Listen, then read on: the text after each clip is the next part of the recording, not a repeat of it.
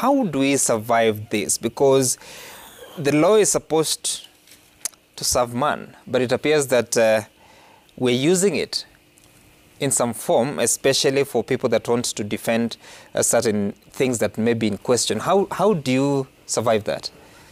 You know, when we drafted the regulation, the requirement that those who are going to be governors and those who are going to be presidents have to have university education. Mm-hmm. Unfortunately, at the time, if we think back correctly at the time, it was a knee-jerk reaction to try and make sure that Moi doesn't get back into power. It was being written at the time into the new constitution with barriers, because we were drafting a constitution to just find ways of exercising ourselves with Moi, regardless of you know, whatever means, we have to keep him out. And one thing we knew is that he did not have a degree. And now we've remained with a requirement that those who drafted it are finding themselves caught up in it. And as Mheshimiwa correctly says, most of those people who are looking for positions of leadership are getting caught up in these requirements and finding themselves in situations where they need to get these education qualifications as quickly as possible. My point of departure, though, is in how we're executing this. Because the moment you have said that somebody needs to present 1 or 2, 3 papers, then the way to verify it is institutions. But again, our new constitution, what it did, it says, if you think that there's something amiss with what's going on, then you have standing to come and question. And so what that does, and the process is not simply, I present my papers, Commission for University Education authenticates, and then you take it to the IEBC, who confirm with CUE, and then you are cleared. Now it's become, you know, it's a free-for-all. And that's what we're saying, that because that is now the case, therefore, we cannot just, because if it was a matter of only the institutions, there would have been no problem for some of these people. My problem with this entire thing, though, something that I think even as a nation we need to discuss, is it time we start rethinking some of these positions. This requirement for a degree, for example, the last census, only 3.5 Kenyans have got access to higher education who actually hold a degree.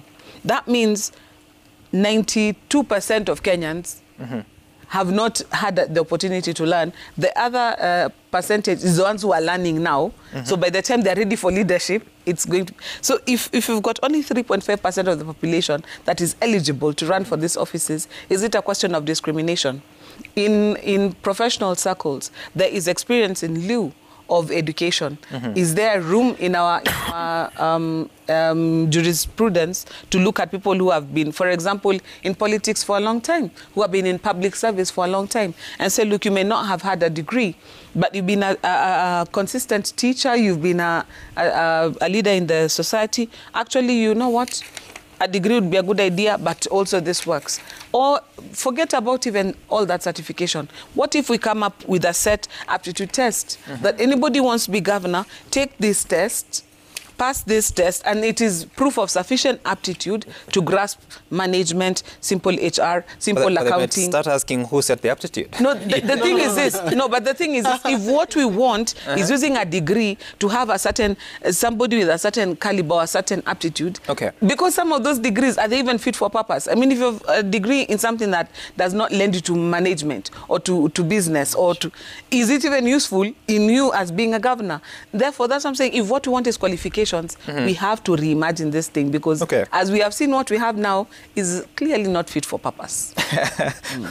And that is why I was saying that I wish EACC would elevate the conversation to the strategic level of when we were coming up with this requirement for a degree for you to run for or to serve in leadership, what is it that we were speaking to, so that then we are able to glean some of these practices.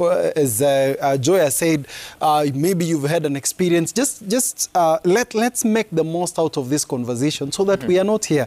I remember when the Kenyan Constitution turned 10, we had a celebration at the Law Society of Kenya, and it was called, we called it the Katiba Day. And I remember one of the sessions, it was a reflections on what are we learning about our independent institutions institutions and all this conversation, and I would want to quote one of the commissioners at the Committee of Experts at Sango Chisoni, saying that we've actually realized that in the last 10 years, it is not only important to have independent institutions, it's also important to have the right people in these institutions, because it's very clear that the institutions take the nature and the dimension of the people who are running them. So I would actually recommend to EACC at this point that why don't we have an open conversation?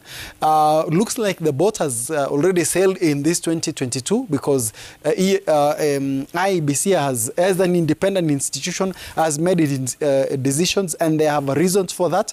But what are we learning out of this? How do we improve the system out of this? If you look at 2013, when the presidential petition was presented, a decision was rendered. It may not have satisfied everybody, but at least a decision was rendered. 2017, we also had another decision that led to the annulment of the decision. Today, if you ask an ordinary Kenyan that if you have an issue with the presidential election, they will tell you, go to the Supreme Court. Because there is a history and a journey out of the two processes that has taken us somewhere as far as presidential petition is concerned. So I would actually say not everything is lost. I would encourage EACC possibly to glean the most out of this, convene some of us who are practitioners in the space. Let us argue out. Let's take the country forward.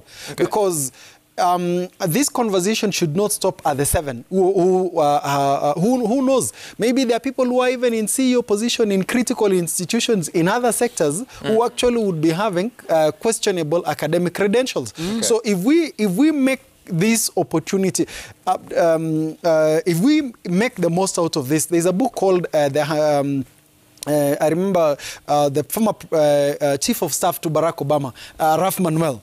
He said that all leaders admire crisis, because in crisis, that's when leadership and the right leadership emerges that takes the conversation to the next level. 2008, when they had the US fall in the stock exchange, they actually used that opportunity to strengthen the financial regulation in the sector and to also bring Obamacare. So for me, I think we have an opportunity to breathe life to the leadership and integrity chapter of our constitution, but also to address the gaps in the leadership all the way to the regulations, so that then, come 2027, we are talking about other things. Okay, all right. And I want us to take a short